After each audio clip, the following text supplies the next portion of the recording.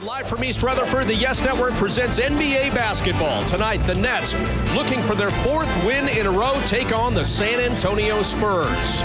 For us, we just have to figure out a way to get out of our slump against them. You know, and I guess I was told last seven games were 0-7 or something like that. I'm not one for stats, especially remember them. But no, I mean it's a great opportunity for us. You know, we're playing well right now, and hopefully we can continue against a team that's kind of, I guess for them, struggling.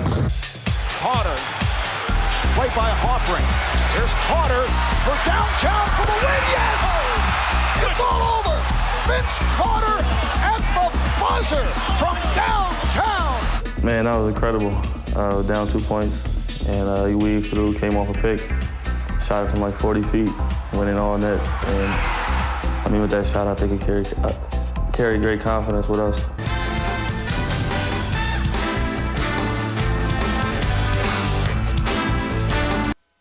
It was the Nets' best show of the season. Using sleight of hand and showing all their cards, the team was pulling out all its tricks. Dazzling and dynamic. Seeing was believing, and in the end, it was the Magic who disappeared. Tonight, the challenge is daunting, taking to the water without their captain and facing the agitated Spurs, still one of the NBA's best. Can the Nets rise to the occasion? Next on Yes. The locker of Jason Kidd will not be used tonight. Jason sitting out with back problems, so the rookie Marcus Williams will make his first NBA start against one of the NBA's premier teams. That's the setting for tonight's snow, anticipated here in the New York, New Jersey area as we welcome you to Continental Airlines Arena. We're getting ready for the Nets and the San Antonio Spurs. The Nets are hoping to make it 4. I don't know where we are. So I'm probably the wrong one to ask when it comes to that because I don't really pay attention to it. It's just I've always believed if we just win as many games as possible, I think it'll all take care of itself in the end. So here's another opportunity. When you look at it, Bob, the problem is when you cross-match. When Vince Carter knocks down the jump shot. It's his first shot. Here's the problem. When you take out Bruce Bowen, if you're Popovich and you're cross-matching as Vince Carter finishes in traffic, now Marcus Williams has to guard and execute.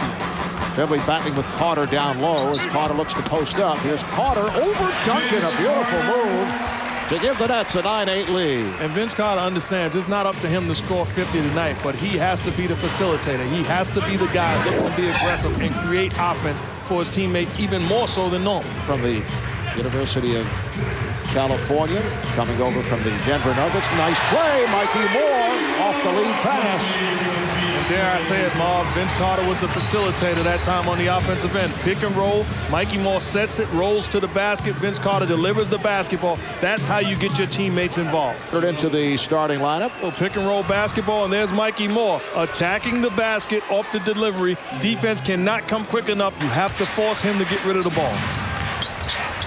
Carter to the open, Robinson, yes. And Vince Carter is being a playmaker right now. He is creating offense for his other teammates. So it's not about him scoring, but he is putting his teammates in a position to prosper. Point guard starting for the first time. Find Vince Carter. That's number one. Find Vince Carter. You will get it. They have figured out how to get the ball out of Vince Carter's hands and how to defend the Nets. Is Eva film anymore? Is Desperate Housewives? If I'm Lawrence Frank, I look down the bench. I have to get Vince Carter back into this ball game because he's the one guy that can create offense and get open looks and put pressure on the Spurs defense. Lawrence Frank looking. You're going to get a lot out of it. Valero, the energy to take you anywhere. Vince's athleticism is incredible. I mean, if he gets by you with one dribble, he's able to dunk the ball. So, you know, you want to stay in front and make him shoot jump shots. I'm not saying that he can't shoot jump shots, but if he's shooting jump shots for the course of the game, that means no one else is being involved. So if no one else is involved, then that's great for us, hopefully, so that when they do finally get the ball, they don't have a rhythm because he's been taking all the shots. The words of all defensive first-teamer for 3 straight years, Bruce Bowen, on defending Vince Carter, who just checked back into the game. And making a lot of sense because he's playing a numbers game. You don't want Vince Carter scoring and getting other guys involved. So you want to put pressure on Vince Carter to be a volume shooter. Score from the outside, not breaking down the interior of your defense, and then not getting other guys involved. for the Spurs, 32-5. That goes back to the final 4 minutes of the first quarter. And Hassan beat him. They're getting the ball out of Vince Carter's hands. They're double teaming him immediately. Ginobili comes from the weak side, double team, so it's almost a triple team because you have a spy in Elson playing center field, and then you force him to get rid of the basketball. That's how you execute as a coach, and that's how you take away the best player.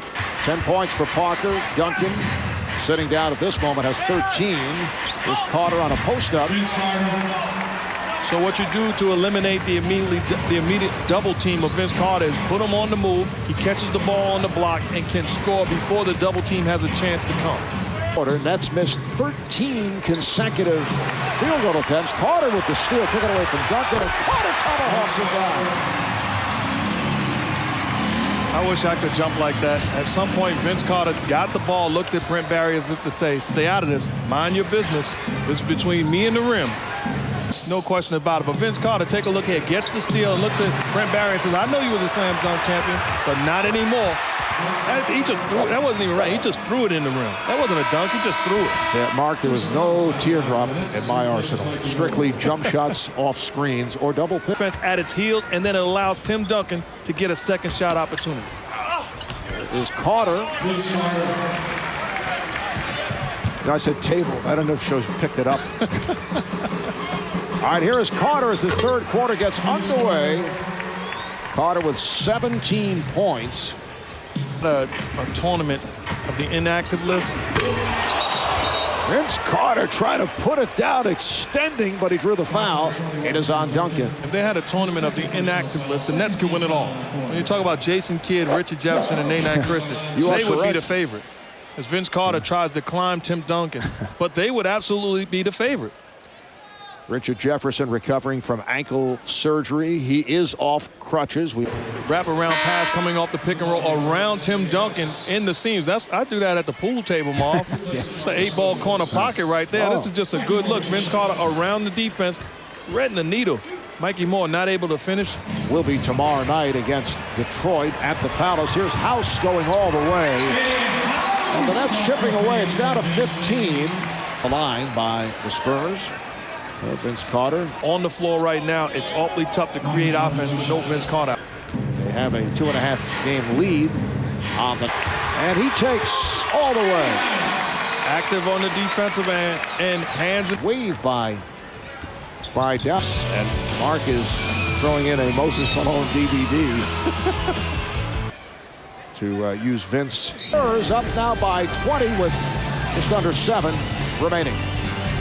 Here comes Adams, and he puts it down with a tomahawk. Carlissimo with a shrug and a wave in the direction of Lawrence Frank. That's fake hustle love. What can you do? I'm sorry. Fake hustle, coach. Once again, the final score, the San Antonio Spurs 107, the Nets 82. Coming up next, the Nissan postgame. So you're saying that Greg and PJ have no compassion at all. Nets basketball on Yes is produced by Frank DeGrace, directed by John Wilson. Tonight's pregame and halftime produced by Jared Boschnack. The supervising producer, Woody Fryman. And the executive producer is John Filippelli. Join us again tomorrow. It's the Nets and the Raptors from Toronto. Game time at 7. Coverage starting at 6:30. So for Mark Jackson and our entire crew, I'm Marv Albert. We'll be back with some final thoughts in just a moment. Bob Lorenz and the postgame is next. Thanks. Now let's go right before the break. Vince Carter takes the feed, gets the hoop, but the Spurs come right back down as the Nets get back on defense. Tony Parker right through the paint, and the Nets found themselves immediately. You know, it's just this new position for a couple of our guys, so we're just gonna have to find a way quickly and just get it done. You know, you can make up for that by just continuing to play hard and just execute and do what's asked of us. So we just have to do it consistently. You've been doubled before, but not quite like that. I mean, one step over half court. Yeah. You know, it's just the way it goes. So it's just important for us to continue to just move the ball. You know, guys, if you're open, take shots. You know, once the guys hit shots, it just opens things up for everybody. And it was just an adjustment period, but I think we're going to be okay. You know, even when you guys have been shorthanded, you said you haven't really seen anything different than usually. But was tonight even a little bit different? Like I said, it was a little different, but you know, live and learn. You know, that's just the beauty of basketball. We get the opportunity to play tomorrow and make up for this loss. The end of the first quarter, beginning of the second, I mean, was that just them playing well and you guys not hitting anything? We still had good shots. Just didn't fall. You guys have lost other players this season, but is it a little bit different when it's a kid that goes Well, down? I mean, he's with losing RJ with his what he brings to the table with his ability to score, and now losing Jay with his ability to score and you know, run the team. It's just now it's Marcus' turn. You know, it's an adjustment period for him, more minutes for him, and he just has to learn. You know, I mean, yeah, of course, Jason means so much to our team. But you know, I think Marcus is definitely capable of running the show. It's just with time. I mean, you know, we always say, oh, Jason, without giving Marcus a shot. And you know, this is his first shot and it's his first start, and against a very good defensive team. So we feel that we can bounce back and he can do the job. That's why he's out there. He said he got down on himself a little bit early on. Yeah, that was one thing for me. I was just trying to make sure I just stayed in his ear and just said, hey, keep playing. I said, have fun. Don't let, you know, all the pressure and people asking questions and all this stuff about, oh, J-Kid, can you handle it? Play your game. Just be yourself, and you know, we're gonna back you up 100%. And that's what we did. And I think he just kind of got down because, you know, of course he wants to play well because he's out there in the starting lineup and everybody's watching. But you know, we're not playing for that. You know, to worry about what's going to be said after the game, whether he plays well or not. No, we're out here trying to win a basketball game. You're human. It's your first year in your league. You're getting your first start. You're going to make mistakes. That's what happens. But just be yourself and play your game. And that's what I tried to tell him the entire game. But I mean, that's basketball. You know, he wants to do well, and he has every right to get down on himself. But you just don't want to linger out, you know, to 2, 3, 4, 5, a quarter of play. You know, and I think he bounced back. But you know, he gets another opportunity tomorrow. You expect tomorrow being on the road will be a little bit different for him? Yeah. I mean, I just expect a different Marcus regardless. I think now he's got it out of the way, under his belt. He should be fine. And like I said, we're going to support him. We're going to stick behind him because he's our teammate. We have a lot of confidence in him. And the coach wouldn't have put him out there if he felt he couldn't handle the job, and we all feel that he can. Following the action. So for Marv Albert, Mark Jackson, Michelle Beadle, and the rest of our Yes Network team, I'm Bob Lorenz saying thanks for watching. Have a great night. We'll see you again tomorrow. Take care.